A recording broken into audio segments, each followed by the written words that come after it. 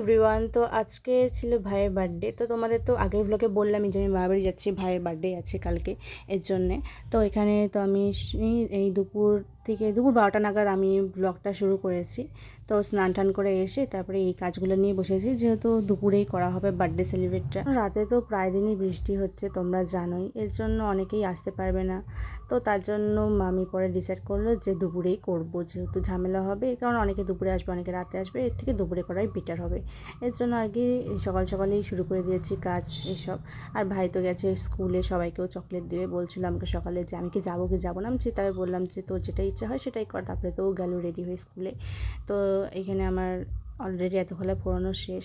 তো এরপর সব বেলুনগুলো ফুলাতে হবে। এখন বুনু তো ছিল না বাড়িতে, ও গেছিলো পড়তে। তো সেখান থেকে আসার পর ও তারপরে 10-12টা মতোই ফুলিয়েছে বেলুন, কারণ তার আগে আমি সব কমপ্লিট করে রেখেছিলাম।